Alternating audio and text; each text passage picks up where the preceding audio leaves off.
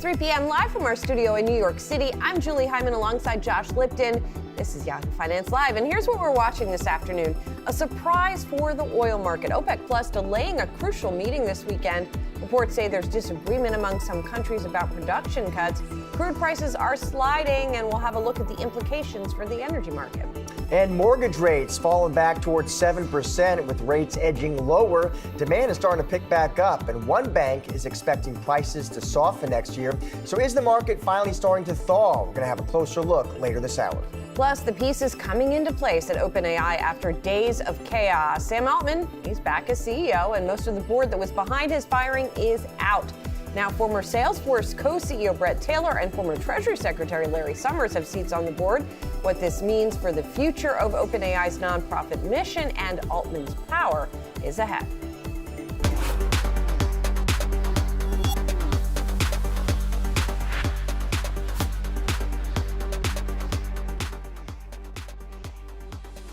Let's get you up to speed on the market action. Of course, it is the day before the Thanksgiving holiday, and we've got a holiday shortened trading day on Friday. But in advance of that, if you take a look at where stocks stand at the moment, we are seeing some gains here for the major averages, right? We've got a 0.5% gain or so for the Dow and the Nasdaq, the S&P in the middle there, up about 0.4%. We've got energy that is the drag. As we said, we're going to dig more into the oil trade a little bit later in the show, and communications services stocks are doing the best in today's session. All right, let's stick with the equity market here. Stocks higher with about an hour left in the last full trading day of this holiday shortened week, still on track to end November in the green. And more Wall Street strategists see the recent rally continuing with S&P 500 hitting record highs in 2024. Lori Calfacina of RBC Capital Markets sees the index rallying to 5,000 points as her median case. Her call follows Bank of America's Savita Subramanian is betting on 5,000, as well as Federated Hermes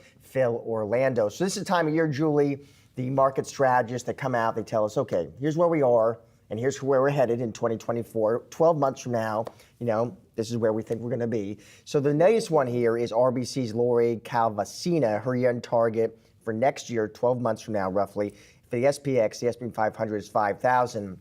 So that would be a gain of around 10% from where we're at now. And if you're a strategist, of course, there are always the boxes that you check off, right? Mm-hmm. So valuation, for example, even after this, November rally, she says, okay, that still looks attractive. Sentiment, also positive, not flashing warning signs. She says that we're in overbought territory here. The earnings outlook, good enough, she says, to justify another year of gains. She sees 223 for this year, 232 for 2024. Yeah, and we always talk about these outlooks. Every year we go through this exercise, and it feels less important what the exact numbers are from these various strategists than why they think stocks are going to do what they're going to do, and sort of directionally where they're looking. And it does feel like, even if not everybody's at 5,000, for example, it does feel like that there is some optimism heading into 2024, and that we're going to see a different kind of balance in the markets as well. And this is something also that Calvacina points to.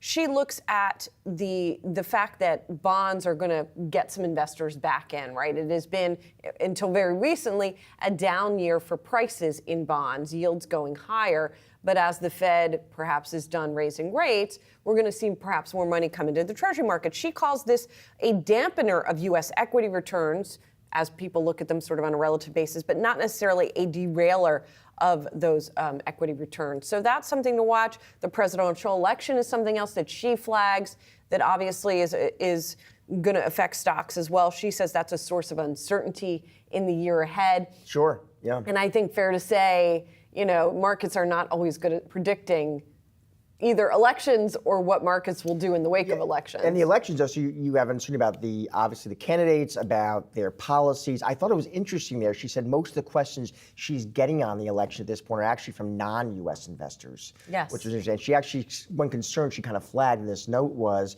do global investors see all this uncertainty that election is bringing, the candidates, the policies, and it brings in a reason to kind of reduce their U.S. equity exposure? We'll Maybe. see. I mean, there have been a lot of unexpected elections. Argentina was the latest. very recently. Well, as the November rally picks up steam heading into Thanksgiving, should this give investors hope for a Santa Claus rally and beyond? For more insight into the market's moves, let's bring in James McCann, Aberdeen Deputy Chief Economist, and Sandra Cho, Point Wealth Capital Management CEO and founder. Guys, thanks to you both for joining us. I want to start with you, James, on some economic data that we got today that feeds into all of this from the University of Michigan, the Consumer Confidence Survey. As part of that, we saw inflation expectations climb to a 7-month high in November. How do we sort of match that up with the outlook for a Fed that is perhaps done raising rates? Well, I think the rise was odd, especially when we've seen the progress we've made on inflation over recent months. But I think it's something that will concern the Fed a little bit. We've been through a period of really high rates of inflation. That period has lasted an extended period of time. And the Fed is concerned that this last mile of getting inflation lower might be the hardest. And part of that might be that some of the mentality around the inflation setting process has changed. I don't want to overreact off 1 month's data. The Michigan survey can be volatile, but I think it's something the Fed will be watching. And I think it's a reminder for the market that even though it probably looks like the Fed is done raising rates, it's not necessarily a done deal. And I think some of the bets on easing in 2024 are maybe starting to get a bit ahead of themselves, especially based on what looks to be a relatively rosy outlook from a market pricing perspective for a soft landing. And Sandra, let me bring you in here as well. I'm seeing just green across the screen again today, Sandra, and obviously investors becoming much more comfortable with this idea that the Fed is going to stick this soft landing, the idea that inflation returns to their target without a downturn. Is that your outlook for next year? I think that there's a really big possibility that happens. You have consumer spending making about 2/3 of the economy, and they keep going. You're looking right now at possible Santa rally. I mean, that's happening right as we speak. And for all forecasts, consumers are keeping up. Yeah, consumers are keeping up, but then maybe they're being a little choosier, James. How are you looking at the outlook for consumer spending? I mean, it's been a spectacular run, hasn't it? This year has really caught us off guard in terms of the strength and resilience of consumer spending, especially with the Fed funds rate over 5%. My concern about consumer spending as we look into 2024 is that some of those supports that enabled them to spend so much this year are starting to fade. In particular, we think the savings that they built up over recent years during the pandemic, we think those stockpiles are getting smaller. We think the labor market's cooling, so the growth so employment growth and income growth through that channel will be weaker. We noticed that student loan repayments have restarted. We noticed too that interest payments as a share of total income are rising and are not far off where they were before the financial crisis in 2007. So, it's no doubt it's been a strong run, and in some ways, never bet against the U.S. consumer. They've been really robust, but we do think there are some headwinds coming their way, and we do think consumption will slow. Sandra, I don't know if you heard Julie and I were talking about the strategists, their outlooks for next year, and obviously some of them looking pretty bullish, calling for a 10% pop 12 months from now. They did point out some headwinds, the economy, the election, the uncertainty that brings. Also, I want to get your take, though. One thing that sometimes comes up, Sandra, is money market funds. Still money markets look kind of attractive here. How much of a headwind do you think that is for the equity market next year? I actually think it could be not a headwind, but actually a tailwind, because you've got unprecedented amounts of money just sitting there, cash in money markets, but those interest rates are already starting to go down. So, right now, if you see a market rally and that rally continues, you might get some FOMO there. And that might lead to money coming out of money markets and really going into the equity markets. And James, I know you're more on the economist side of the equation rather than sort of setting equity policy over there at Aberdeen. But nonetheless, how do you think about the trajectory of stocks here? What do you think is going to happen into 2024? Well, my big concern relates to the macro environment, and we do think that while that path for a soft landing has widened and it can't be discounted, we're still nervous that some of those headwinds I mentioned earlier for the consumer, but also for the corporate sector are building. So our best bet at the moment is that there still will be a downturn in 2024. And given that, I'm a little bit more concerned around the trajectory for corporate earnings. And I fear that some downgrades to earnings could put pressure on the equity market and certainly see some of these expectations around further large gains disappointed. All right. Thank you both so much for joining us today as James McCain and Sandra Cho. Thank you. Deere shares tumbling despite a beat on the top and bottom line. The company expecting lower demand from farmers as crop prices decline. Deere missing expectations for its 2024 net income forecast. So that was the issue here in today's trade, Julie. It was this forecast. Deere's looking for smaller than expected profit next year, specifically looking for between $7.75 and $8.25 billion. Consensus was closer to like $9.3 billion. So that was a pretty big miss, well short there. And Bloomberg noting what really the backstory is just falling crop prices. And that means farmers, of course, less willing to buy new equipment, both planting and harvesting. You know, this is a cyclical business, right? Because of the cyclical nature of crop prices, indeed.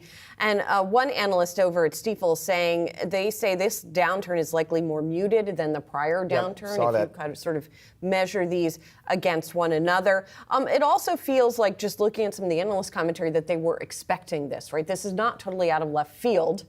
You like that pun? I do out like of left that. field. Yeah, very nicely done. That this is sort of confirmation that there is weakening demand going into next year. We are seeing pressure on the space overall. Anything having to do with ag equipment today, from a Caterpillar to some of the other competitors like AGCO and CNH, have also been seeing declines in today's session. I will say that Deere and many of its competitors have been leaning into the technology side of the equation to try to create some buffer for these big swings during demand cycles, right? Just offering various innovations.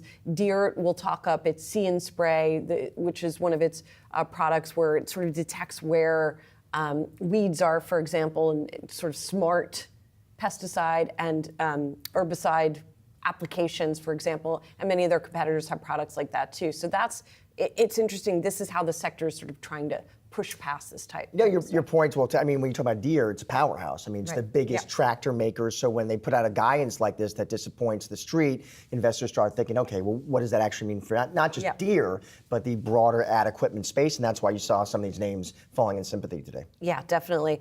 Speaking of powerhouses, let's talk about Nvidia, right? Nvidia shares are under pressure despite crushing analyst estimates for the third quarter. The chipmaker really failing to satisfy the lofty investor expectations that are out there. Nvidia also noting it does expect sales to decline significantly in the fourth quarter in China and other areas affected by curbs on exports. The share's down about 2%. We, of course, covered the numbers when they came out after the close yesterday.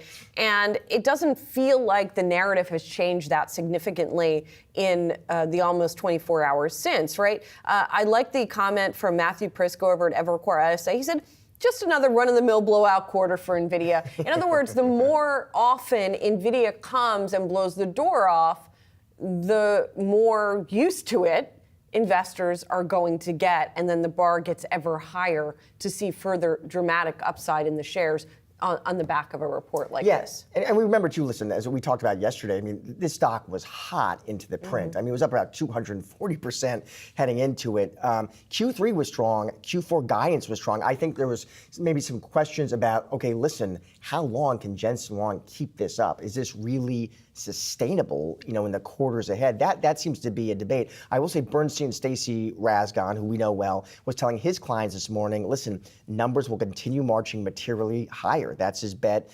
He sees strong demand. He sees new product ramps outperform Target 700. Says NVIDIA is still the best way to play this AI theme. Yeah, and Patrick Moorhead, who we spoke to in the wake of the numbers, also, you know, he similarly said, yes, it's going to be sustainable, at least for another few quarters, to see these types of size of gains just because of the rapid adoption that we are seeing of AI in the company's data center business. Yeah, and I think it was interesting, too, because we asked Patrick, listen, so NVIDIA right now, obviously the face of this boom of interest in AI, but when you have the kind of jump in the stock price like they've seen, no surprise, everybody wants a piece. So AMD and Intel, the cloud giants, and we asked Patrick, okay, long term, who's a real competitive threat, and he went right to AMD. He said that'll be the first one. Right to AMD. He said maybe they're all going to be eventually, but AMD is sort of first in line. Which, by the way, I mean, you talk about Nvidia's performances here. If you're in AMD, you're not complaining either. That stock's up about 90%. Yeah. Well, and it's up today. Yeah, and listen, I think when we asked Patrick, well, why AMD? Why does Lisa Su and her team benefit? In part, he says, listen, they have an architecture like NVIDIA, right? It's GPU based. He also did mention Intel as a name to watch too, which I thought was interesting. It was. All right, let's round it out here with shares of Boeing getting a lift after regulators clear the path for the company to begin key flight tests on the 737 MAX 10 jet. The long-awaited approval is a milestone toward preparing the plane for commercial service. So that is the headline here, Julie. So it looks like regulators, they cleared Boeing to start these flight tests for the 737 MAX 10 jet, and that's seen as obviously a step toward, okay, getting this plane maybe ready for commercial service. And it sounds like, per the reports I'm reading, you have people lining up. United Airlines, Air India, Sun Express are among the airlines that have placed orders for the jets. Really, the key here is relief, right? That nothing is going wrong at this stage because this plane has been delayed and delayed and delayed. So the fact that even though it is an incremental step, any sort of forward movement on this plane seems to be seen as a positive by the market. I mean, they already have, you mentioned some of the airlines that have ordered this. They have 1,000 orders for this thing, or orders for 1,000 planes. And so, you know, if they can, the sooner they can fill those orders and collect those checks, the better. Yeah, and the Journal does have the statement Boeing executives apparently sent a message to employees, kind of just announcing this development, saying, listen, we're focused on this goal. We're working with diligence and resilience in a dynamic environment. Investors like the news of it. Stock's up about 14-15% now this year. Yeah. Well, we're just getting started here on Yahoo Finance Live. Coming up, guess who's back? Back again. Sam Altman is back as OpenAI CEO after a tumultuous few days. What does this mean for the company and its new board? Plus, mortgage rates continue their downtrend. Is it finally time to buy a house? Ask the guy next to me. Danny Romero breaks it all down for us later. Also, oil prices slip as OPEC hits pause on its upcoming meeting. We'll give you the latest developments when Yahoo Finance returns. Good morning. This is Yahoo Finance. Big news, 3 things that you need to know. We just got the announcement. What happens now? I got a question. What does success look like? What was one of the biggest challenges that you faced? How much does that raise the odds for a recession? This phase is over. Tell me what happens to the debt ceiling. Where does generative AI, though, fit into your portfolio? Talk to us about this diversification and what investors need to know. And I think it's important. This is the stuff that gets me out of bed, fired up. What's the gateway? What's the new bridge to opportunity? Doesn't matter if it's a soft landing or a hard landing. Big interview. I can't wait. Supreme Court out with the ruling on President Biden's student debt cancellation. Right, let's turn now to some recent tech earnings. And they give you information if you watch them closely. President Bostic, President investor Gary Gensler, thank you so much. Part of what Davos is about is sharing best practices, coming forward with ideas, and then enabling those ideas into action. And I would add that there's more to come on this. And we keep producing products that help people lead healthier lives. This is one of those rooms they use to simulate light in space. Interest rates will come down again. Figure out where your money is going now. You gotta scope that out. And the numbers really tell the story. What does all this mean for you? Keep it tuned into Yahoo Finance.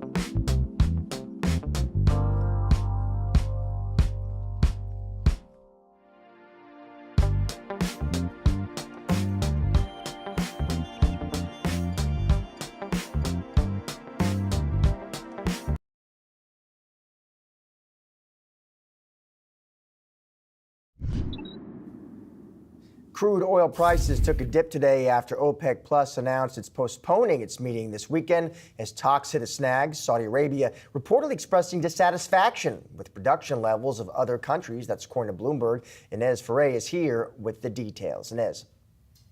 Yeah, Josh, and that postponement was really a surprise for the markets. That's where you saw oil take a leg lower. WTI was down as much as 5% this morning. You had Brent crude that was also lower, and then you saw some buyers coming in. So both WTI and Brent ending the session lower, but not at the lows of the session.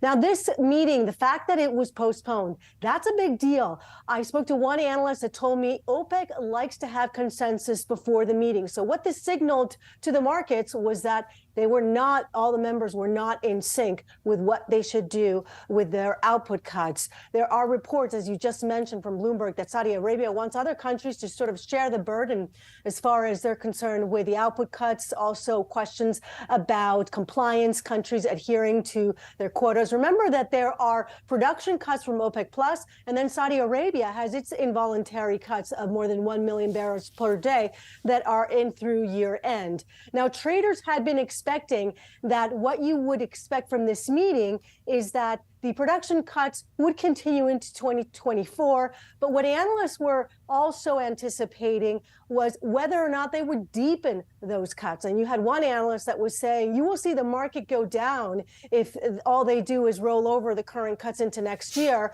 because of the supply and demand situation, because there is more supply now. We have seen the U.S. supplying more. We have seen inventories in the U.S. going up. We have seen shipments in Europe with cargo coming from Guyana and also the U.S. that is building up. The prices, as we have seen over the last couple of months, they have been on a downtrend. I'm going to pull up the Wi-Fi Interactive so you can see where the price action has been. You're looking at prices that are about almost 20% off of their September peak. Remember that oil peaked in late September of this year. And some of this is due to stop losses, technicals, but there is a big narrative going on right now about the build in supply.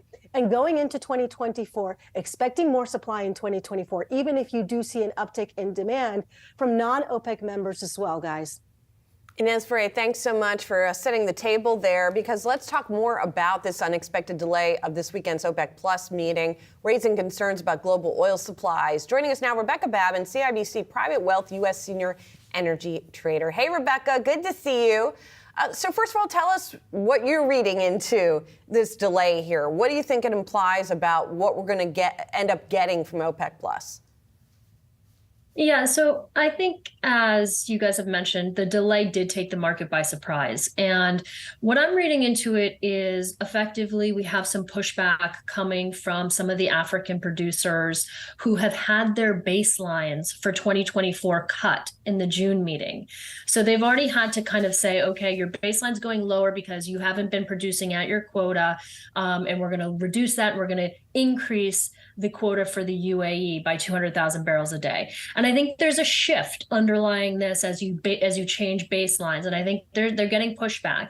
The fact that the pushback is being reported coming from some of the smaller players is a good thing. And I think that's part of the reason why we saw that rally when we were down 5% to now down 1% at the close, is because the pushback was not coming from the UAE or Russia or some of the larger players, but some of those smaller players. Now, obviously, it's not a great sign that they had to delay, but I think the market kind of overreacted looking at the delay as a fact that maybe cohesion's falling apart.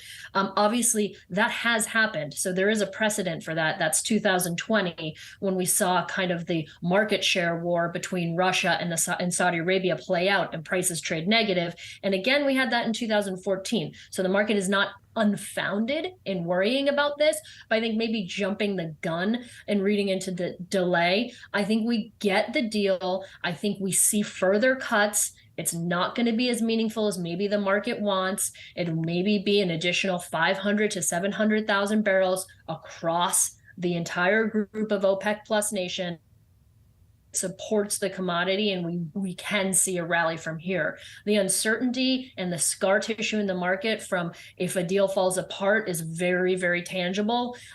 We've had these massive, vacuums lower, and I just think that's kind of what we saw this morning. So Rebecca, just given this headline, given this backdrop, I'm looking at oil here. Rebecca, we're at 76.92. Where do you think the price heads from here in the near to intermediate term? So good question. I think actually we can see crude rally. And I think two things. I think we will get the support from OPEC and some clarity about what 2024 looks like on their production. I think that clarity goes a long way. The increased volatility has really taken people away from the market. Secondly, everyone's worried about demand. Demand has been very strong. We're looking at demand growth of over 2 million barrels a day for 2023. Obviously, that's going to come down in 2024. Supply in 2024 is going to grow, but I don't think it's going to outperform the way it did in 2023. So we may see the market able to be in a deficit as opposed to building. And I think that's really the key for the market. If we are seeing inventory builds, the market struggles to rally, regardless of what everyone's talking about, supply, demand. Those inventories are building. You're just going to really have trouble rallying. When we see the deficits, which I think we could see in the start of 2024, I think that gives the market some room to run. I feel like we trade 80, 85 throughout the course of 2024. It's not a huge rally, but I think that's where we're headed. Rebecca, I can't help but think we had you on not long ago when we were closer to 90 and we were within spitting distance of 100, and it felt like consensus that we were going to get there. It certainly doesn't feel like it anymore here. And it's interesting because what you're talking about doesn't feel like big fundamental changes in the oil market between now and where we were a few months ago. Are they? I don't know. Put this all in perspective for us. That's a really great point, Julie, because we were on this interview and you're like, we're going to 100, we're going to 100. I was like, I think we're capped at 90, 95 here. We've got macro headwinds. This is a market that overshoots to the upside, overshoots to the downside, and that's because we're not just looking at physical players in the market. Crude is a financial asset, right? So we get a lot of different players with a lot of different objectives trading it, and it can really become more of a technical play for periods of time than just a fundamental play. We're clearly in kind of that mode right now. And I think that kind of started when we saw crude rally at the onset of the Israel-Hamas conflict and really fade that rally. We saw the technical shift under the surface, and the CTAs and short sellers started to really get on the commodity. And so we haven't had this fundamental change, but we've had a change in sentiment, and we'd have a change in what people are trading and how they're trading it. And right now it's a sell the rally, be short crude, because 2024 isn't going to perform as well as 2023. I think we've overshot. I think the fundamental base case is we trade in that 80-85 range, and we'll get back there. We'll probably have another conversation about $100 crude at some point next year. We'll probably have another conversation about 65 crude at some point next year as well. And Rebecca, while I have you, I want to ask you about gas prices as well. So AAA saying national average, Rebecca, now down to 328. What's your take on gas prices? Where do you think they go from here? That's a really good question. I actually think gas prices, even if we see a rally in crude, can they'll be a little bit higher from here. I think kind of that 350, 360 range, maybe 370, 80 in the summer. But we do have some refining capacity coming on in 2024, which is going to help some of the refining bottlenecks that plagued us this year. A lot of it comes down to how many outages we have and how, if that capacity really does come online. I think that's a kind of part of a bullish narrative, though. If we can keep the gasoline prices at the pump contained, we're going to see that bigger demand number, and I think that's going to help, and that'll help drive crude demand. So I see that. I see gas prices in a moderate range next year, and I think that's a tailwind for the commodity. Rebecca Babin, thank you so much for joining us today, Rebecca. I always love having you on. You always teach me something. Thank you. Thank you. And coming up, how small businesses in the U.S. are faring right now ahead of a busy holiday shopping weekend. The head of the U.S. Small Business Administration is next.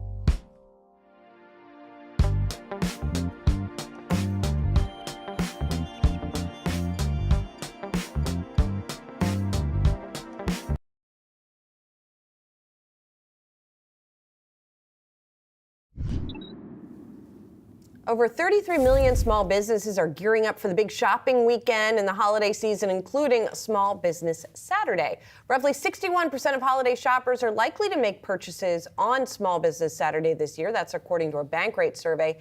However, there are a lot of headwinds right now, right? Pricing, labor, they continue to place pressure on business owners. For a closer look at how small businesses are holding up heading into 2024, joining us now, U.S. Small Business Administrator Isabel Casillas Guzman. Thank you so much for being here, Administrator Guzman. So as we are setting up for Small Business Saturday, talk to me about what you're hearing from small business owners and what the administration is doing in terms of support as they get ready for, hopefully for them, a big flood of business this weekend. Well, that's right. And, the president's economic agenda has been good for small businesses as we've seen a small business boom. Over 14.5 million new business applications have been filed since the president took office, leading to the, the first and the second and on our way to the third top years for entrepreneurship. And so that's a good sign. Obviously our small businesses who are existing have been through a lot through the pandemic, as are these new businesses. We want to make sure that they're positioned for success and resilience. And that does mean making sure that their bottom line is strong. They have faced inflationary pressures. Thank goodness we're seeing a cooling of inflation, the higher interest rates. We hope to continue to see them strengthen through these times, and having a good Small Business Saturday, a kickoff to the holiday shopping season, strong for small businesses would be a good headwind for them. And Isabel, as you talk to these small business owners across the country, how do they feel, generally speaking? I mean, do you get a sense that they're optimistic about the next 12 months? Are they cautious? I do. I travel around the country constantly. When I talk to these individual owners, they see a lot of opportunity on the horizon, whether it's all those businesses that are getting contracts from the historic investments in infrastructure across the country, or some of those manufacturers, those small manufacturers across the country who are seeing this made in America and supply chain regeneration, as well as our innovators. R&D spending and innovation in this country are priorities for the Invest in America agenda by the president. And so overall, I talk to these business owners who do have great big plans for the future. And the U.S. Chamber's recent confidence index is showing as well that small businesses and their confidence index is growing. They see health in the economy and for their prospects as well into the future. So it's interesting that their confidence is growing, because we are hearing, from the large companies that we cover more regularly, there are some concerns out there, right? There are concerns about rising interest rates. We just heard from the likes of Walmart that deflation could actually prove problematic from a pricing perspective. What are you hearing about those issues from small businesses? We've seen multiple factors in the marketplace impacting them. They've had to navigate workforce challenges, hiring and retention, inflationary pressures, the higher interest rates. These are real challenges that they're dealing with every day. But I would say that within their own business opportunities, their own revenue growth opportunities, that's where you see hope. Of course, they have larger concerns about just the economy. They're constantly watching, trying to listen to make sure that they are planning for the future, but they are readying as well for some revenue growth opportunities. And I think that's where we try to plug in at the SBA to make sure that they're positioned for success and taking advantage of these opportunities with the capital that they need and the technical assistance that they need. I'm interested, Isabel, too, just about the labor market. For small business owners right now, when you're talking to them, are they able to find and hire the workers that they need right now, and are they even in hiring mode? It does vary around the country. I mean, we have seen, less new job creation, a little bit cooling on that. We've still had historic numbers, over 14 million jobs created in the Biden-Harris administration. Remember, small businesses create 2/3 of net new jobs. But it really just is dependent on the industry and across the country. Some of them continue to face challenges filling jobs that they've had open, or retaining those workers, especially skilled workforce. So it's an ongoing challenge. It's always top 5 issues for small businesses: workforce and navigating, finding and retaining, and getting strong performance from workforce. Small Business Administration Administrator Isabel Casillas Guzman, thank you so much today for your time. Thank you so much. And everyone, shop small on Small Business Saturday. Will do. Thank you, Isabel. Markets heading higher into the holiday, but a key S&P 500 metric is showing divergence about where the gains are coming from. Jared Blickery is here with all the details. Jared. Thank you, Josh. For all the talk about concentration this year and the Magnificent Seven, I thought it'd be interesting to take a look at the S&P 500 calculated in two different ways. First, the market cap way, that's the one we know, where bigger stocks like Apple and Nvidia get a greater percentage of the index weighting, and then the other is equal weighting, where all 500 stocks get an equal share. And if you look at the valuation side, we can see some divergences have emerged over the last 20 years. Right now, at the hard right edge, you can see the purple line is the market cap weighted. This is a rich valuation compared to the equal weight. It hasn't always been that way. In fact, coming out of the dot-com bubble, which would have been somewhere around here, we can see that the heavier weighted, the market cap weighted index was actually lower valued. And there was a premium paid for the smaller issues, and the smaller issues that the S&P 500 equal weighted was a part of. So here's a graph of both of these two markets, the S&P 500 and its equal weighted cousin, year to date, and you can really see the divergence started during the internet banking panic that we had in March. And that's when a lot of issues, especially in regional banks, were weighing the index down overall. And then when we took off from there, that was really the Magnificent Seven and not a whole other lot of stocks that were participating. So the end result is we're back up here by the highs for the S&P 500 of the year and barely positive for the equal weight. When it comes to investing, you can't invest in an index, but you can buy, guess what, ETFs. And for ETFs, I'm looking at SPY that tracks the market cap weighted S&P 500. That's up 19% versus RSP. That's Invesco's version of the equal weighted index. Now I thought it'd be interesting to look at the performance year to date of some of the biggest winners and one loser. And for all the talk of the Magnificent Seven, which is really most accurately described, captured by the New York FANG index, not perfectly, but it's pretty close, up 86%. Guess what the number one market was? Bitcoin. And there are other crypto markets, of course, which are up even more. But then you compare that to the QQQ, that is the Nasdaq 100. That is market cap weighted. And because it only has 100 issues, and so many of them are the big ones weighted, the Magnificent Seven, that does get a higher rating, a higher return than the SPY, which represents the S&P 500. Going down the scale here, I thought it'd be interesting to note that gold, which has really just picked up over the last month, that's up 8.3%. Then we have RSP, that's the equal weight S&P 500 again, and that's pretty much in line with the Russell 2000. Russell 2000 has no Magnificent Seven in it, but the performance very comparable to the equal weight S&P 500. Finally, we have the bond market, bonds looking to cap 3 years of losses. That has only happened 2 other times, I believe, in the last 100 years. And then just putting all of the markets I like to keep track of together, we still have Bitcoin in the number one slot up there, up 125%. Thought it was interesting to note what hasn't really come back as much. And solar, that's still down 36%. MJ, that's cannabis. Regional banks, they've come to life recently, yes, but still down 24%. So as we think about the seasonality and the bullish seasonality into the end of the year and what we want to take advantage, it's nice to have these opportunities, but I just want to throw out a word of caution. If you happen to be in, for instance, an ARK Invest, disruption stock, this is 2 years, the 2 years return showing substantial losses that are still in existence for a lot of these stocks. You look at the bottom row, Block, the best off down there, still down 72%. A lot at stake going into 2024 for many. Thanks so much, Jared. Appreciate it. Coming up, what Sam Altman's return to OpenAI means for the company's future and for AI's future, for that matter. We'll be right back.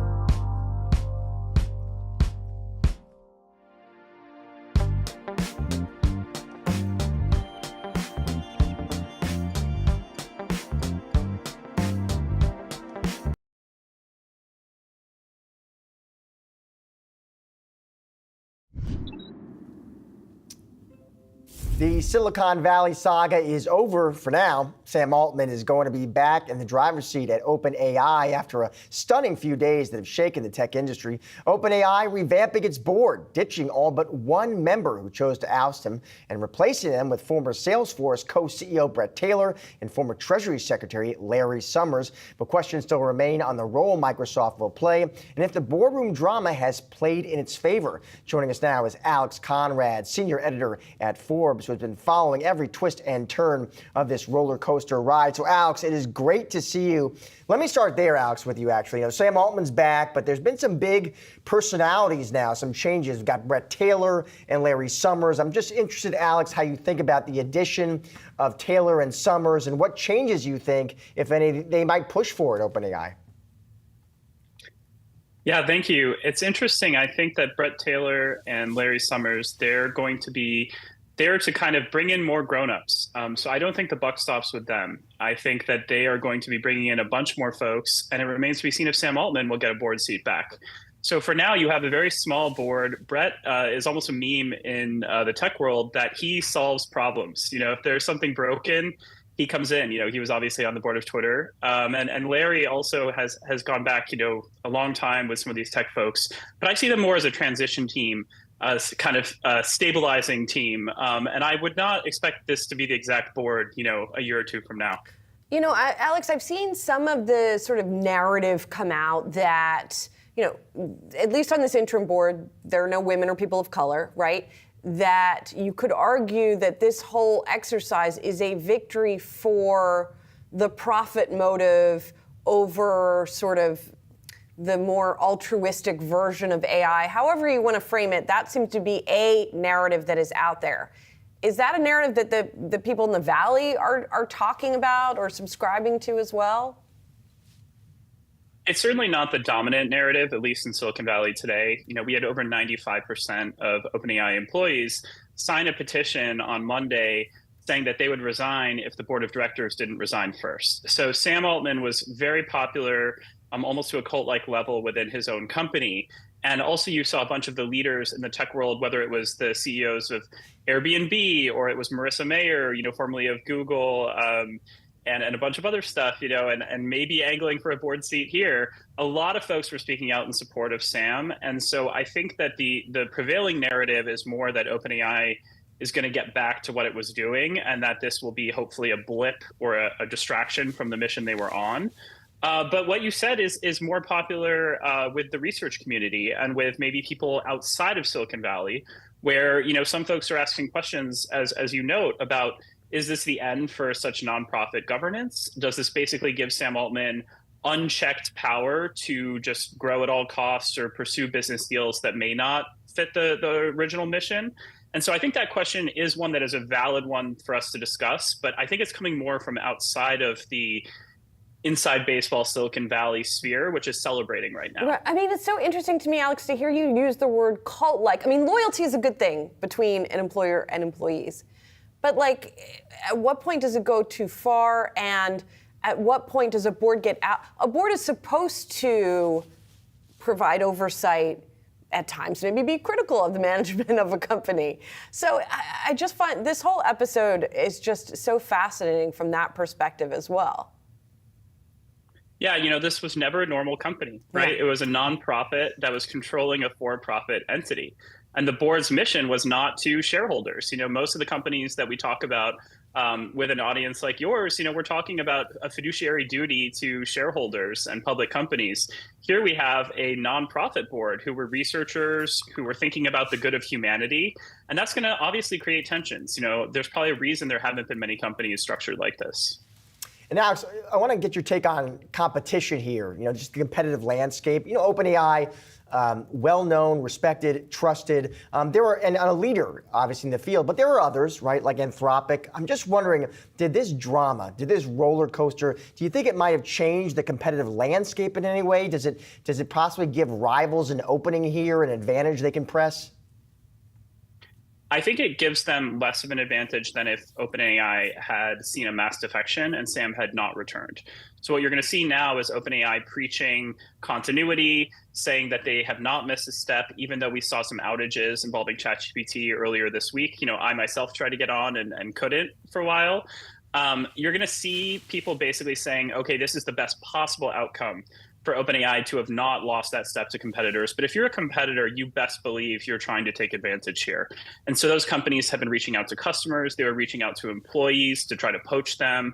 And I think what remains to be seen is whether those efforts have a meaningful dent in OpenAI's momentum. But there's no way this was good for the momentum, right? If everyone could just kind of rewind the last 48 hours or 72 hours, whatever you want to say, and just go back to last week, OpenAI was coming out of a demo day, this developer day 2 weeks ago, and it had all this kind of, good vibes. And then now at best, we're kind of just saying, let's pretend that this never happened.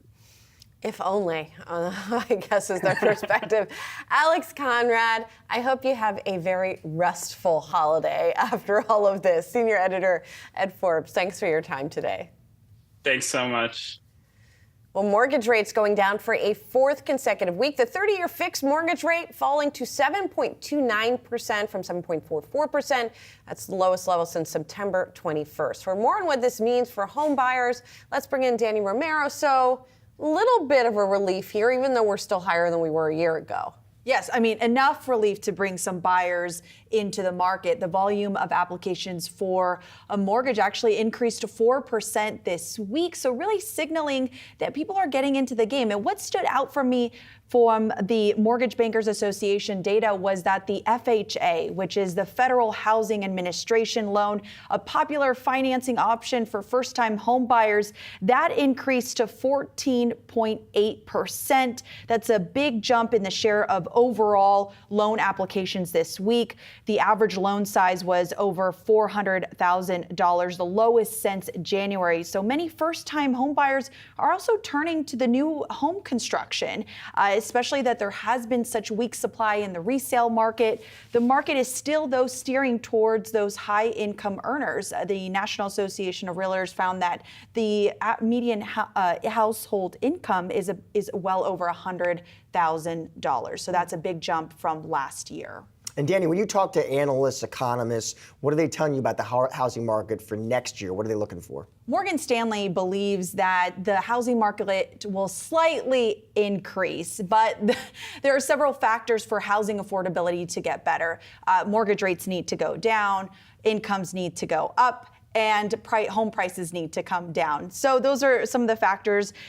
However, they do say that because many homeowners are sitting on a lower rate, there won't be that much of a sizable price correction. So their base case for next year is a 3% drop in home prices. That's if rates come down. That'll spur up some demand, spur up some sellers to get back into the market. So that'll mean more supply. Their bull case is a 5% gain on home prices for next year. That's if not much movement really happens to what's happening currently right now.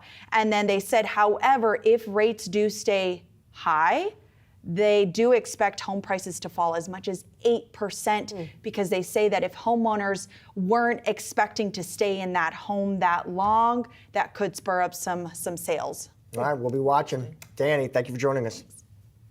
And coming up, the closing bell on Wall Street. We're checking in on the latest market moves and the top trending tickers. Stay tuned.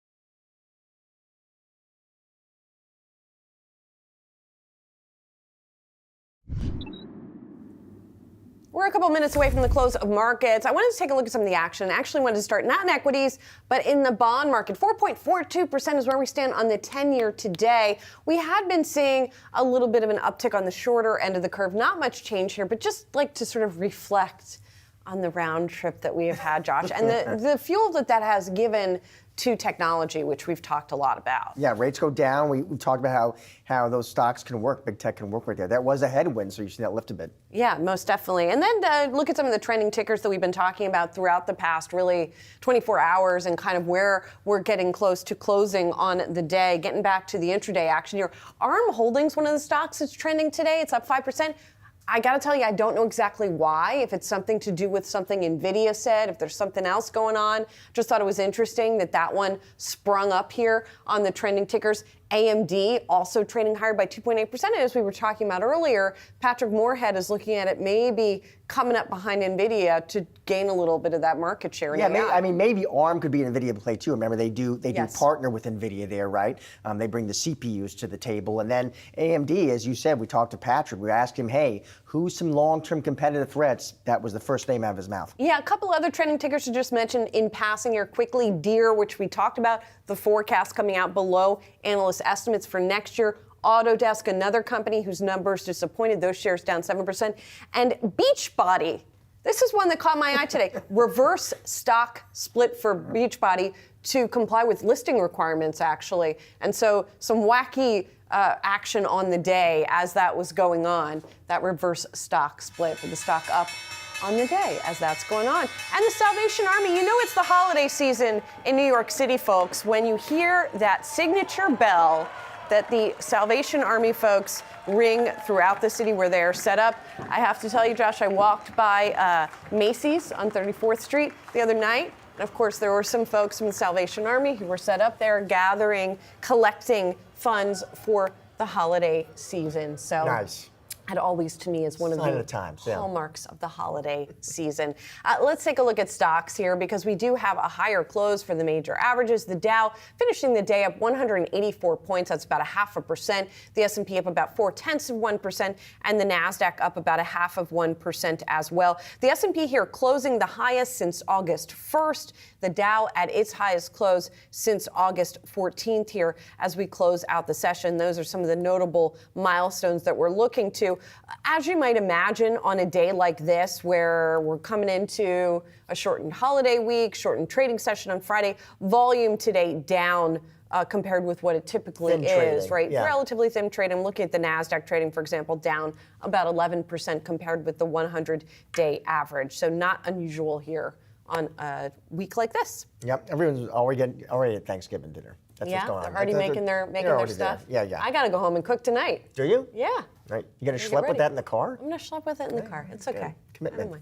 Let's get a check on some trending tickers. Travel stocks popping as we're in the midst of the busiest travel days of the year. Airlines are among the best performing stocks today as passengers cram into their packed planes on their way to Thanksgiving dinner. We also see cruise stocks in the green today as well. So maybe not too surprising here, Julie. I mean, like, travel's top of mind. We're all cramming in to our cars and our planes. Plus, you got to mention, I mean, listen, oil dropping again. That certainly helps. But not just the airlines, but cruise stocks, Carnival, Norwegian, Royal Caribbean. You saw a lot of these names catching a bid today. Yeah, I think oil is definitely a big part of the equation. And there's some big numbers also expected to travel this weekend. So travel is sort of top of mind, right? Even if there's no specific catalyst today for some of these fundamental catalysts for some of these stocks. 30 million people expected to fly this weekend. That is a record. I am glad that I am not one of them. At the same time, there was an intriguing story in Bloomberg that talked about the capacity. So this always happens with the airlines, right? Things start to go well, they ramp up capacity plans, and then if people don't fly in as big as numbers, it's a problem for them. And so really there was a highlighting of some of the issues for the domestic discount airlines in particular as a result of some of this capacity growth. So we'll have to see how that plays out. Yeah, I mean, you look at the airlines, I know there's some green on the screen there today for some of these names, but you pull back the chart, Julie, I mean, it's not great for lives. I mean, United Airlines is up a whopping 6% this year. American Airlines in the red. Alaska Airlines in the red. I mean, listen, different stocks, different stories, but you do have some, themes for the industry, new pilot contracts, higher costs, et cetera. So, yeah, definitely. We'll keep watching them. We're also watching Coinbase end the day higher, coming as data shows crypto investors pulled about $956 million from Binance, rival platform, over the past 24 hours. Of course, following the settlement between CEO CZ and his guilty plea yesterday, between he and the U.S. Justice Department, having to do with basically allegedly enabling nefarious actors on the platform. Coinbase is close to its highest this year. I'll have to double check to see if we did get the highest close of the year. Do you know Coinbase is up 43% this month alone? 200% We've really this seen year. a surge. And it's not commensurate with the surge in Bitcoin, by the way. Bitcoin's only up about 8% on the month. But there is a lot of enthusiasm and anticipation over potentially the spot Bitcoin ETFs being approved perhaps in January. There's a deadline coming up. So that has driven some of the enthusiasm.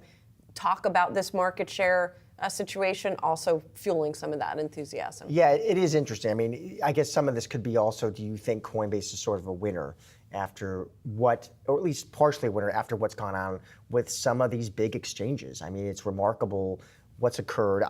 Brian Armstrong actually posted on X. He went to X here. We couldn't always move as quickly as others. It's more difficult and expensive to take a compliant approach. You can't launch every product that customers want when it's illegal, but it's the right approach because we believe in the rule of law. So interesting, he is chiming in here on some of the headlines we've seen from other players in the industry, which are now convicted felons. Yeah, he has been, though, super critical of the SEC and what he says is the lack of movement on providing how the U.S. has really fallen the behind, in his industry. opinion. Yep, for sure. And finally, let's check out Virgin Galactic shares ending the day in the red here. That's after downgrade to underweight from equal weight by Morgan Stanley. So this one, Julie, Morgan Stanley goes bearish. They downgrade to underweight, so a sell. Analysts saying the rocket company has no planned revenue-generating flights from mid-2024 to 2026. Expects limited opportunities for the share price gains during this catalyst-light period and cuts the target to $175. That's $1.75, by the way. Yeah, I mean, I should mention there's not a lot of bulls on this stock right now on a relative basis. There are only 2 buys, 5 holds, 5 sell ratings. The average price target is $2.44, which I guess you could say on the bright side is higher than the stock is right now. But there's just not a lot of optimism, and the stock is down, as you can see, quite sharply over the past year or so. Yeah, it's been brutal. Yeah.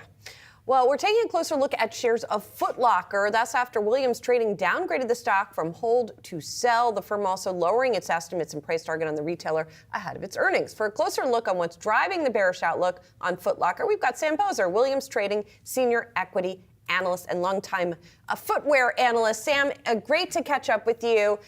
Happy early Thanksgiving to you. So what was sort of the catalyst, if you will, for this downgrade of Foot Locker going into the earnings?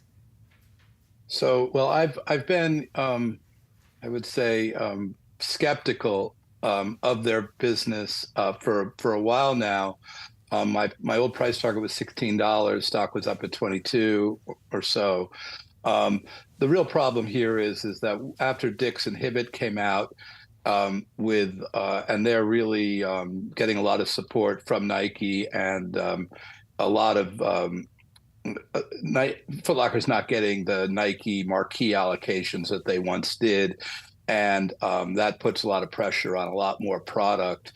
And also, with not getting the best of the best shoes, they have a lot more being promoted right now. Some of that is already in their guidance.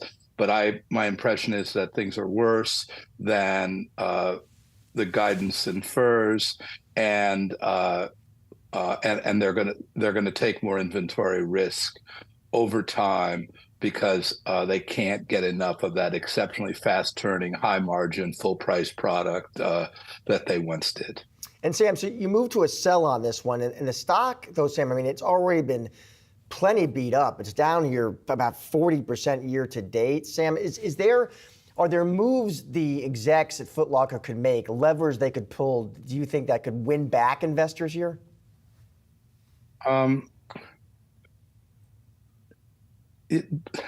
mean, there's always stuff people can do. The issue here is that over the last few years, they did not execute as well as their competition in their consumer engagement, and I think that cost them a lot of the very good product that they had. They're hoping that it works, that having a broader spread works well. But, these kids who buy sneakers know exactly what they want. And just to give you some perspective, there's a Jordan retro shoe called the 11 that comes out every Christmas time. Generally, from what we understand, they get between 100 and 125,000 pairs of that shoe at $220, $230. It sells out generally in a day at full price. From what we understand, the allocations of that shoe, and this is also for others, the allocations of that shoe have shrunk probably, this is a guess, but I mean, I would think 80%. Wow. So you have this huge shoe that sells out in a day. And when you think about what other kind of product can you buy at $220 that you're going to sell through immediately, and it draws a lot of traffic, that's a huge problem and a huge risk.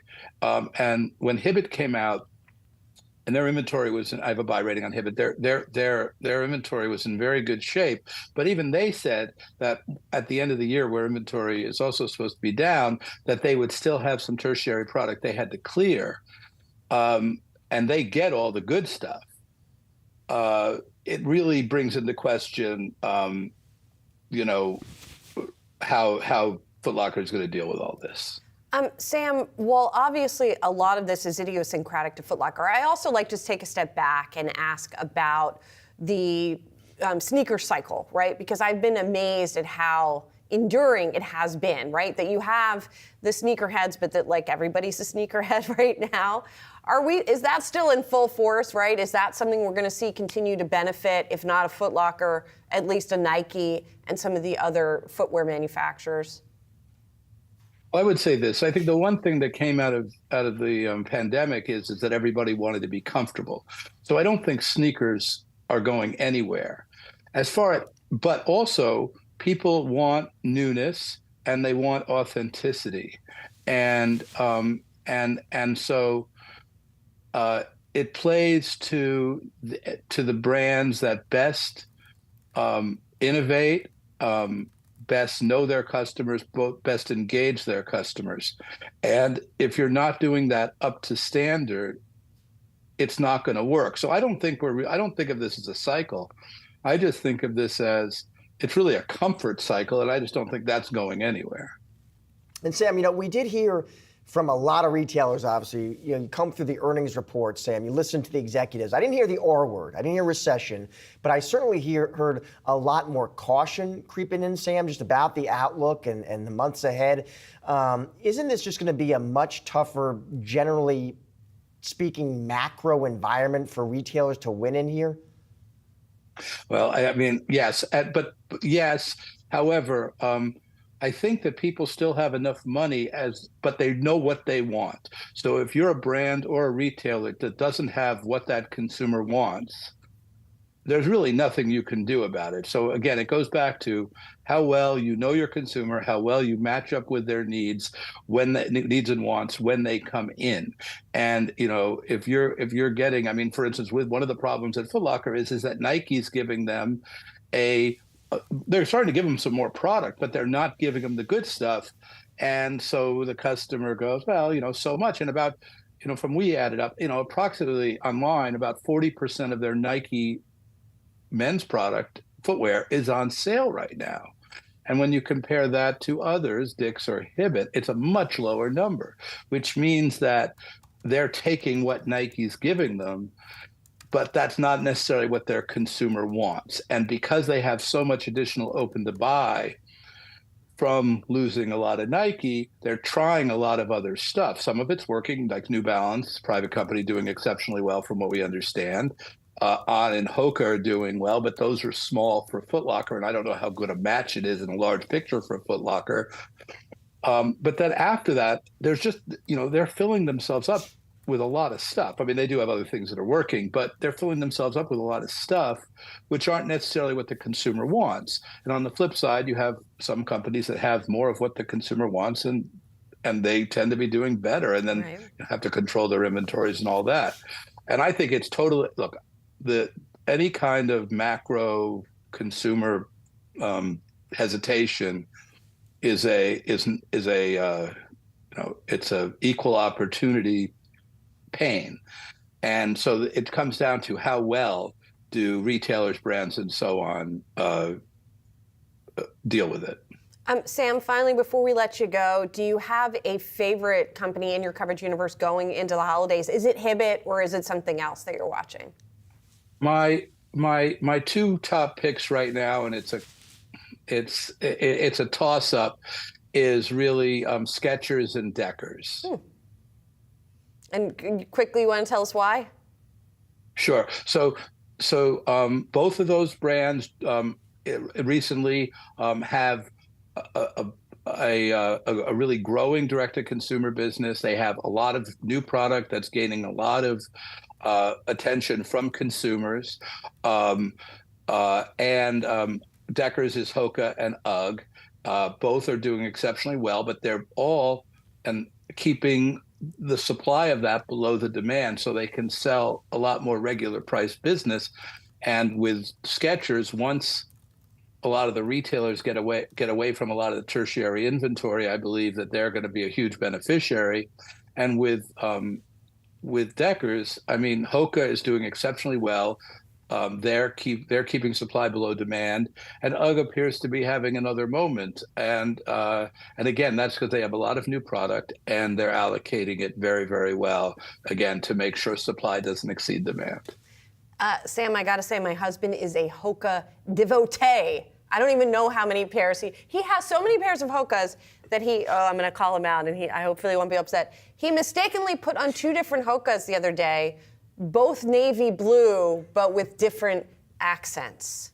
I'm not kidding. It's a lot. It's a lot of Hoka. It's a lot of Hokas. It's a lot of Hoka. Sam, thanks a lot. Good to see you. Thank you. Happy Thanksgiving. You too. You too. And thanks, but no thanks. Our senior columnist, Rick Newman, breaks down why most Americans aren't grateful for Bidenomics this Thanksgiving. Stay tuned for that.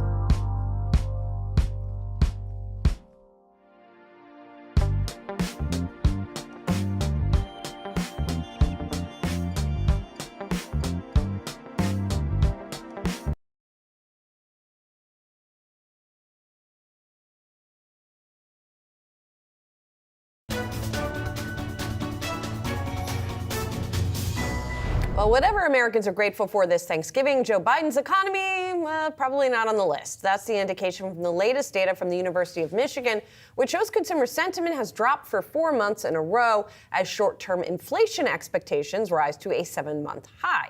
Rick Newman's been following the impact on the national mood, and as we've talked about many times, closely indexed to inflation and very closely indexed to gasoline prices, although those are down.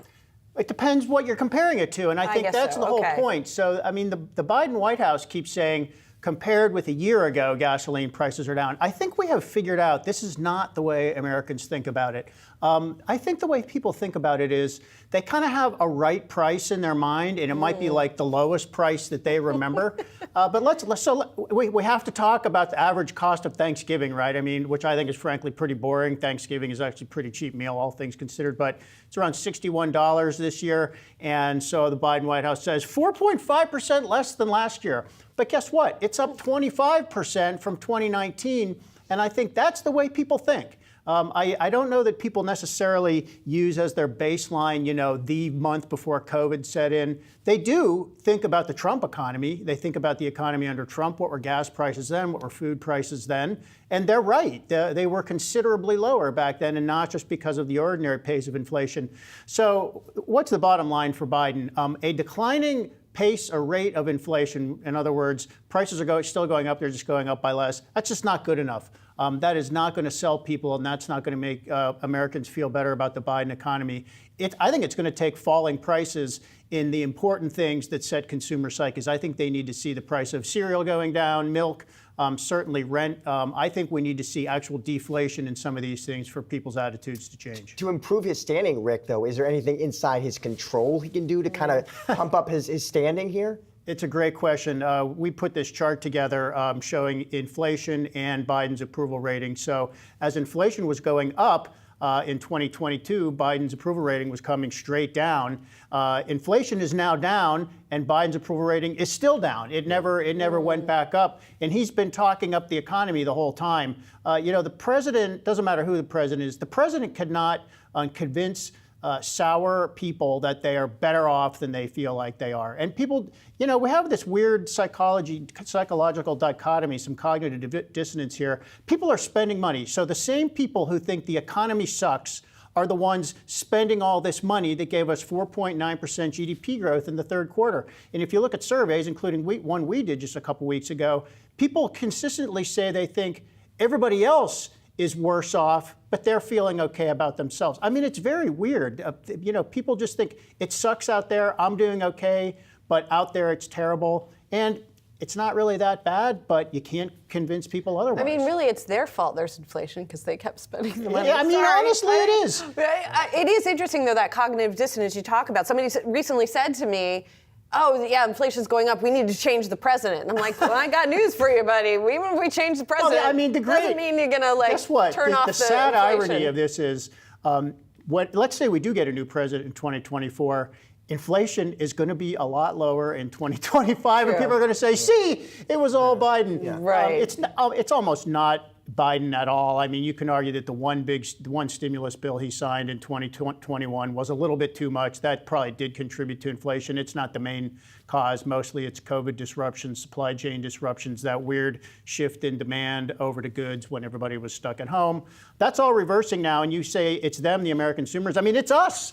It's all of us going out and spending money like we're going to do over the holidays this year. I mean, we're going to see 3.5%, 4%, maybe 5% increase in holiday sales. So everybody's bummed out, but everybody's going to have a pretty fat holiday season. Yeah, it seems that way. All right, there's one more challenge that you actually talked to Mark Zandi about this morning when it comes to the White House, and it has to do with public debt. So we want to listen again to what Mark Zandi told us this morning. Now that rates are up, it's a big problem because debt plus higher rates means higher interest payments. Here's a factoid for you. We're going to be paying soon more in interest expense on our debt than we do to fund our defense budget. I mean, that doesn't make any sense whatsoever. And so we've got to make some changes. And, if you look at current law, if we make no changes in tax policy or spending policy, it's just unsustainable. Our debt load is going to rise to a place where the interest rates are going to rise. The economy is going to cave under the weight of all of that. I don't know. Do you see any of those changes coming anytime soon, Newman? No, they're not. They're not coming.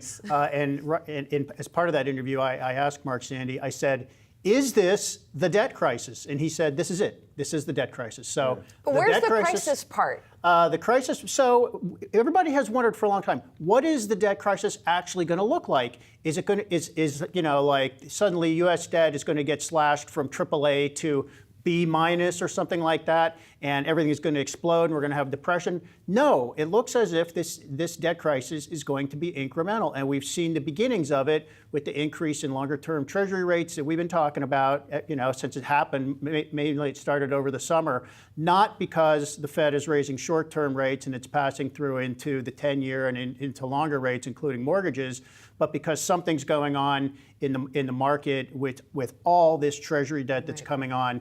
For a while there weren't enough buyers of Treasury debt, which was pushing the rates up. Now the Treasury has been fudging. It's been shifting around its auctions, changing, offering, I think, a little bit more shorter-term debt and less longer-term debt, because it can do that. And the Treasury does work within markets and respond to the way markets are behaving and what demand is. But I'm not aware that the Treasury has ever had to sort of manipulate the nature of its auctions to try to ameliorate the effects of a lack of demand for Treasury debt. We've got foreign purchasers are now they're getting rid of debt. Japan is getting rid of U.S. debt. China's getting rid of U.S. debt. We are just going to issue a ton of debt. So the question becomes, what happens if there's just not enough demand for all this debt? I mean, and it happens at the margins, but interest rates start to go up. Interest expense for the government starts to go up, which Mark Sandy talked about. So it's happening, and I'm following the dialogue. I mean, there is talk in Congress of establishing this so-called fiscal commission. I'm not sure anybody's serious about it. But look, it's going to take higher taxes on businesses and the wealthy, and maybe have to go further than that. And it's going to take spending cuts, including Medicare and Social Security. There's no easy way around that fact, and neither politicians don't want to talk about one side or the other or all of it. So, but even when you have respected economists like that sounding the alarm, saying crisis, it's here, it's now, we have to deal with it. You think there's does the political pressure ratchet up at all here for some type of bipartisan commission to take this issue on seriously? That's a great question, and there are a lot of gates you have to go through before it becomes. First, voters have to kind of understand what the problem is, and this is a complex sort of chain of connectivity, right? So we have too much debt. It pushes interest rates up. That affects you if you want to buy a car, take out a car loan or a mortgage. So if those rates go up, are you then going to call your member of Congress and say, do something about the national debt? I don't think we're there yet in terms of public understanding. So I think there's a lot of work to be doing in terms of public understanding. And we should be doing that, is explaining how this all connects and why it matters. We're going to have big decisions after the 2024 election. Some of the Trump tax cuts expire at the end of 2025. And there's going to be a big fight over what to do about that. They are tax cuts that were mainly for the wealthy. They're for wealthy individuals. And that's going to be an interesting fight to see if Republicans can persuade voters this is the right thing to do, keep wealthy people's taxes low. That'll be a first test, I think. Yeah. Big test anyway. All right, Rick, thank you for joining us. Thank you, guys. Appreciate it. The success of the UAW strike against the big three automakers may have set a new standard for U.S. auto workers. Volkswagen has become the latest company to raise wages for U.S. factory workers now. Here with the very latest is Yahoo Finance senior autos reporter Praz Sumeranian. Praz. Hey, Josh. Yeah, I think you can call it the UAW bump here. Like you mentioned, Volkswagen latest to hike salaries for its production workers at its factory in Tennessee by 11% there. Follows similar moves by non-union automakers like Nissan, Honda, Toyota, and even like I said, those Japanese automakers across the country there with non-union shops. So I spoke to labor expert Merrick Masters at Wayne State University.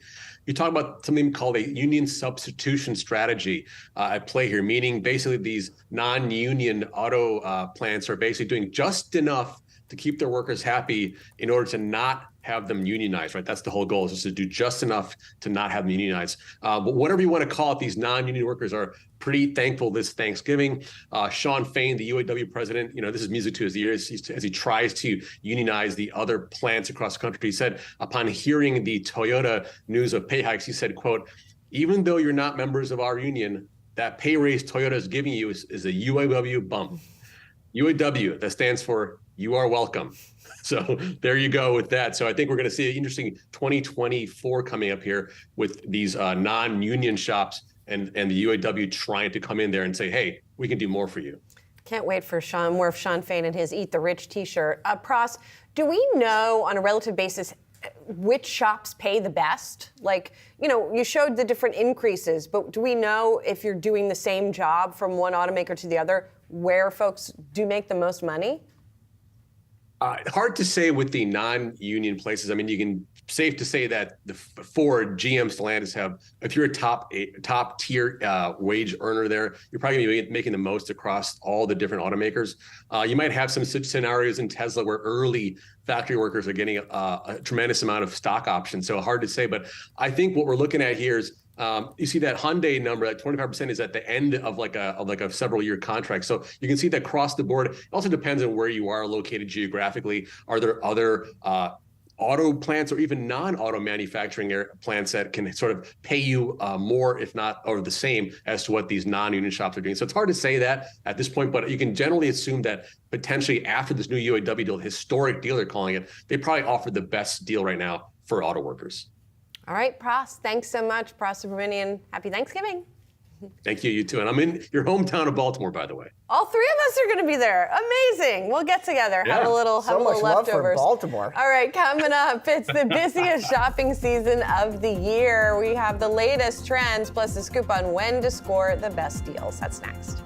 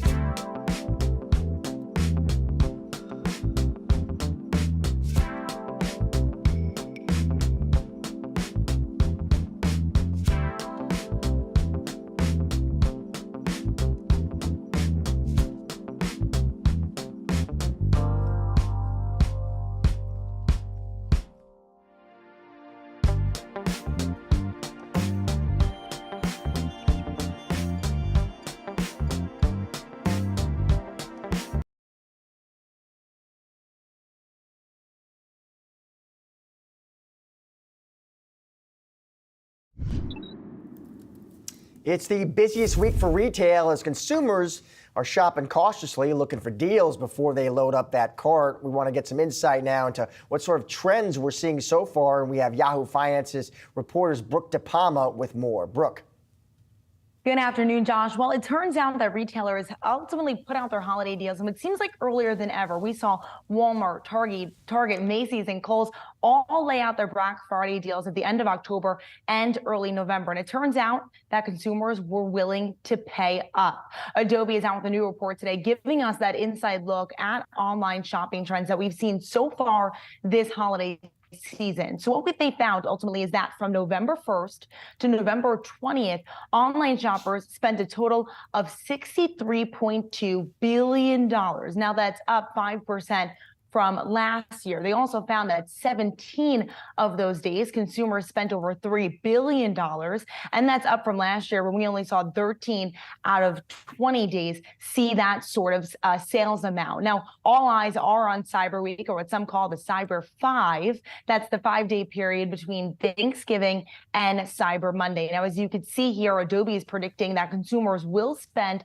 $37.2 billion online during this 5-day period alone. That's accounting for nearly 17% of the total holiday season. But consumers are being a bit more mindful this year. And so what we're going to see is that buy now, pay later strategy see an uptick this year. That's become more popular, up 14.5% from last year. And remember 2 years ago when all the retail giants were investing heavily into those mobile apps? Well, it appears that that's going to pay off as well. From November to December, Adobe predicts that mobile spending is expected to reach $113 billion total, and that's up 14% from just last year alone. And so many strategies that retailers are looking at to get customers in the door.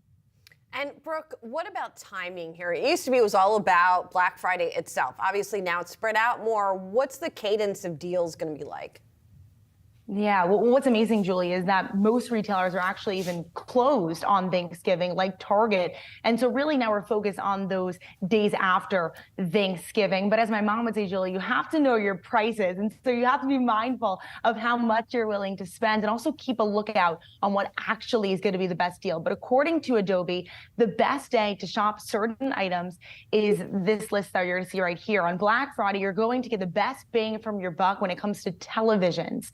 Then if you're willing to, or if you're looking to shop for toys and apparels, they say wait until Sunday, November 26th to shop online. Cyber Monday is still good for electronics and furniture.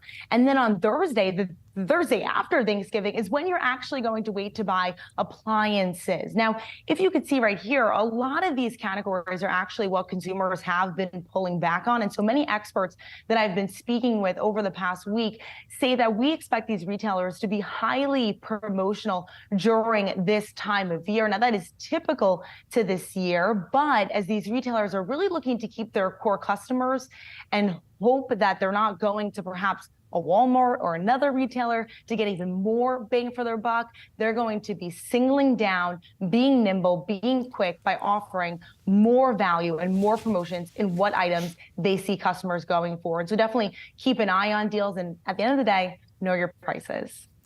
Brooke DePalma, thanks so much. Happy Thanksgiving. Happy Thanksgiving. When it comes to holiday shopping, the season is expected to be the best for discounts in years. That's according to Bankrate, who says 81% of the U.S. population will buy at least one thing in the upcoming week of promotions and sales. Ted Rossman's a senior analyst at Bankrate, and he is joining us now. So best season, holiday season in a while for deals. How good is it? Like, how do we measure it? And what's driving that? I think it's really all about the supply chain being better and also consumer demand dropping off, especially for physical goods. I feel like when people are splurging nowadays, it tends to be more on an experience, like a trip or a restaurant meal or concert tickets or sports tickets. People have not been desiring these physical items as much. Clothes, toys, electronics, their sales have been kind of lackluster this year. I think a lot of consumers are looking for something like a 30% discount to get them excited. And a lot of retailers have started the promotions early this year. And in terms of, Ted, where they're going to be doing their shopping, I mean, obviously, there'll be a lot of people shopping online, but what about in-person shopping? What do you expect to see there? we're seeing an uptick from last year. So we think that in-person shopping and small business shopping are both going to return to pre-pandemic levels. So about 7 in 10 holiday shoppers say they're going to buy at least one thing in person, and they're going to buy at least one thing from a small business. We see similar figures for online and big businesses. So there's a lot of parity this year. But I think really more than the past few years, in-person shopping is going to be a thing. And young adults are surprisingly leading this trend. I think for them, there's somewhat of a treasure hunt aspect to this, where there's an experience of in-person shopping that maybe you don't even know what you're looking for, but you stumble upon some unique gift ideas that you can take home the same day. That's one of the appeals of an event like Small Business Saturday. You track credit card balances closely, right? And of course, we've got rates at highs here. Does that mean people are not going to be putting as much on their credit cards as they do their holiday shopping? Are we going to see more people paying in cash? How is all of that going to play out? On the face of it, the credit card debt picture is very negative. We see record high balances, we see record high rates. None of this sounds good. The thing is, though, that even though delinquencies have ticked up, they're really just back to 2019 kind of levels, which gets back to that normalization kind of theme. The debt to income ratio is actually quite low, historically speaking. I think this hits on one of the big contradictions in the economy, which is none of this feels good because inflation has been high and rates are high, but the actual numbers have been more positive. So I actually think that for the most part, people are hanging in there. They're in a frugal kind of mood, but I don't think spending's going to fall off a cliff. I think slow growth over last year is probably most likely, and credit cards are actually projected to be the #1 method for holiday shopping. The big fork in the road, though, is if you're paying in full and benefiting from rewards, or if you're carrying a balance at 20% plus interest. And when we think, Ted, about these days, we sort of have them marked on our calendars. It's Black Friday and Cyber Monday. But are these really, one-day events, or are these more just, should we think of this as really as a season of deals now? I think it's a season of deals. I really feel like Cyber Monday and Black Friday have kind of morphed into this season-long event. I mean, look back at early October. That's when Target held its Circle Week sale. That's when Amazon did their Prime Big Deal Days. Walmart had a holiday kickoff. I feel like a lot of the deals started in early October, and they're just going to keep going through the holiday. I think that's another way the pandemic changed retail. The early start is becoming more commonplace. A couple of years ago, it was about the supply chain. Now, I think it's about the cost savings and spreading out that impact. And retailers are really leaning into this trend and meeting consumers where they are, which is in a discounting kind of mood. Ted Rossman, thanks for joining us. Have a great holiday. Ted's senior analyst at Bankrate. Thank you. Thanks. Happy Thanksgiving. Coming up, Americans are piling into planes, trains, and automobiles this week. We've got holiday travel tips next.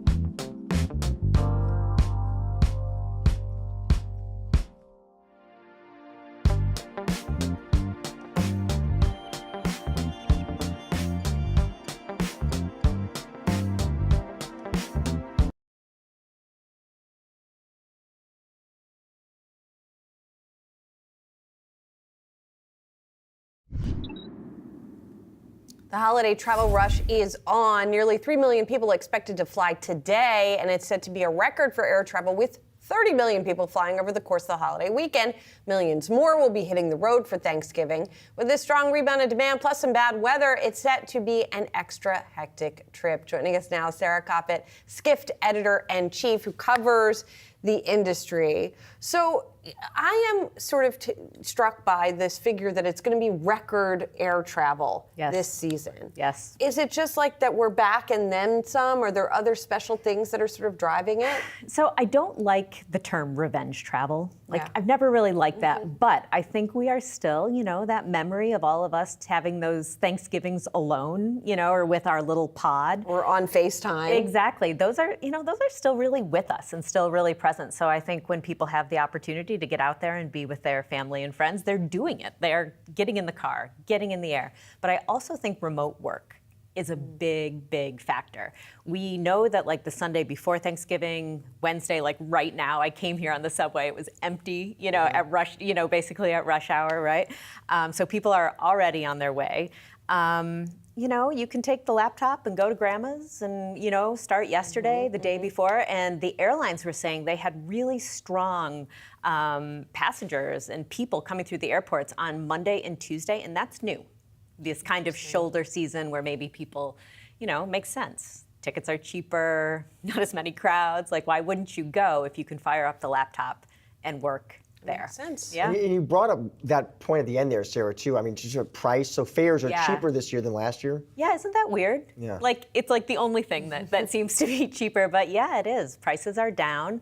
And, we've still got a little bit of time. We're in the holiday or in the Thanksgiving rush right now, but Christmas is coming up. And, so we've all heard about Black Friday. We've all heard about Cyber Monday. But did you know there is a Travel Tuesday? No. Yes. I didn't know that, actually. So, yeah. So you learn something new every day right here. So Travel Tuesday on Tuesday, aptly named.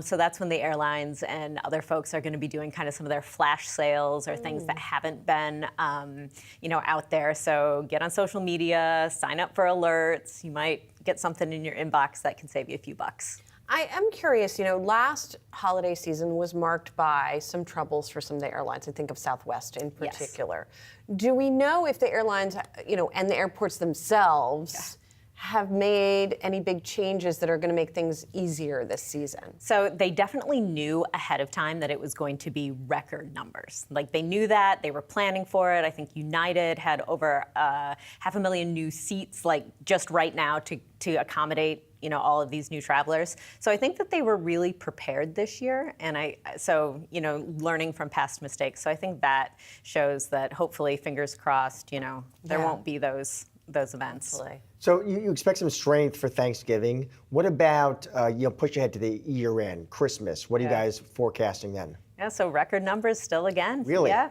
everyone's going everywhere. So, and is that international, domestic, all of the above? All of the above. All of the above. The airline industry is just really strong right now, but travel itself. People are going, comings and goings, flights, and on the road. Yeah. It's interesting, too, because we were watching, for example, the cruise lines today, where the stocks were doing well along with the airlines. And so it feels like that when one gets a lift, oil prices were down, which we also discussed. And that's why the prices are, especially for air traffic, that's why the prices are a little bit, better, is because that cost for the airlines has gone down. So they're passing it through. Exactly. Do you think, Sarah, so many people traveling, they often complain about the traveling though, right? Yeah. You'll hear that a lot about when they fly. People hate flying. That's what they tell you. Seriously, they'll talk about the fees and the delays and the seats keep getting smaller and I'm uncomfortable. Is that just in people's heads? Is that real? Do we have data to support that? I don't know. I have two little kids, and every time I get on an airplane alone, I'm always like, oh, this is the nicest thing I've ever done, Really? Because with my kid, it's a nightmare. I'm so interested. Alone. Oh, alone. Alone. That makes more sense. Without the children. That makes more it's sense. all relative, in other words. Yes, exactly. I was about to ask you for tips and tricks on that because I was like, No. Well, bring the chargers, bring the iPad, bring the snacks, all of the above. But so I don't know. I really love my travel periods when I'm, all by my lonesome. So, but seats are getting smaller. There are more people at the airport. Things are getting a little bit tougher, but it's all relative. I guess so. I mean, Yeah. when somebody who's 5'1" thinks that there's not much leg room, Same. there's not much leg room. So, Same, but yeah. oh well, what can we do? Yeah. Thanks, Sarah. Thank you, Sarah. Thank you so much for joining us. Yep. And coming up, Amazon doing Black Friday with a twist. We have the details of that coming up next.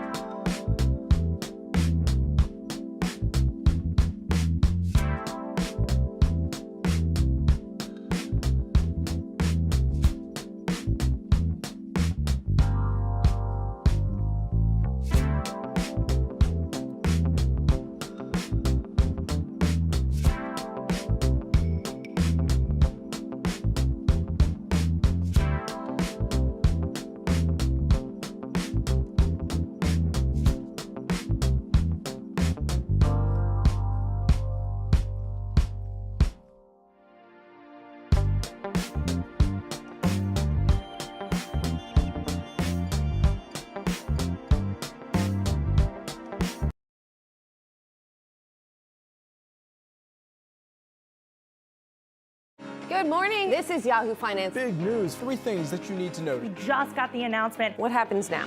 I got a question. What does success look like? What was one of the biggest challenges that you faced? How much does that raise the odds for a recession? This phase is over. Tell me what happens to the debt ceiling. Where does generative AI, though, fit into your portfolio? Talk to us about this diversification and what investors need to know. And I think it's important. This is the stuff that gets me out of bed, fired up. What's the gateway? What's the new bridge to opportunity? Doesn't matter if it's a soft landing or a hard landing. Big interview. I can't wait. Supreme Court out with the ruling on President Biden's student debt cancellation. Right, let's turn now to some recent tech earnings. And they give you information if you watch them closely. President Bostic, President Investor Gary Gensler, thank you so much. Part of what Davos is about is sharing best practices, coming forward with ideas, and then enabling those ideas into action. And I would add that there's more to come on this. And we keep producing products that help people lead healthier lives. This is one of those rooms they use to simulate light in space. Interest rates will come down again. Figure out where your money is going now. You got to scope that out. And the numbers really tell the story. What does all this mean for you? Keep it tuned into Yahoo Finance.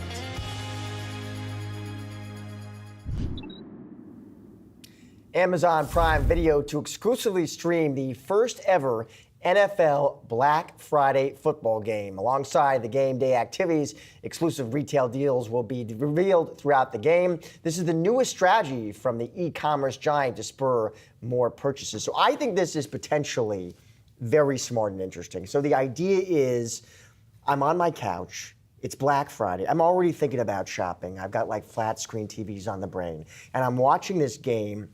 I think I read it's the Dolphins and the Jets. At least one of those teams I want to watch. Not the Jets, just you know. And as you're watching, okay, now here come the online ads, the deals, the promotions, and it's different, Julie, than like the Super Bowl ads where it's really like, okay, can Will Ferrell make me laugh? Right. This is actually, no, like, we want you to get you to buy this now. I think it's really, on it. I think it's really potentially smart. We'll see how it plays out. We'll see how it plays out because, you know, do you have to be then watching it on your computer? Can you be watching on your TV and you like click it with your remote if you're watching it on Amazon Prime or what have you? I don't know exactly how that works. It tells you something about my interest in football and this story that I didn't even think to look up the teams that were playing. Yeah, it's okay. In this you don't have to love game. Football for but this. I think it's interesting that they're making it more of a thing, right? It's not Super Bowl level, but I thought it was interesting. David Chang is going to be part of it and tell people what to do with their Garth Thanksgiving Brooks, leftovers. Yep. Yes, Garth Brooks is going to do a concert afterwards. So like they are making it into a thing. Yeah. Sort of putting an Amazon stamp on it. But yes, indeed, I think it's going to be interesting. Listen, I'm not going to a parking lot on Black Friday. I mean, I know it's not what it used to be, but like that's the last place I want to be. I think, you know, I think about too how Amazon, listen, they want to take more from those big box retailers, but they also know they've got more competition, right, with companies with Chinese ties, e-commerce, and TikTok. So why not pull all these levers? I mean, I think initially I could see, listen, it's a new thing. Maybe it's sort of muted, but I think it's potentially really interesting one to watch there. We'll be looking at the numbers. All right, that'll do it for today's Yahoo Finance Live. Be sure to come back Friday, 9 a.m. Eastern. All of your coverage leading up to and after the closing bell on that holiday shortened day. They'll be talking Black Friday. They'll be talking retail. We'll be back on Monday. Happy Thanksgiving, everybody.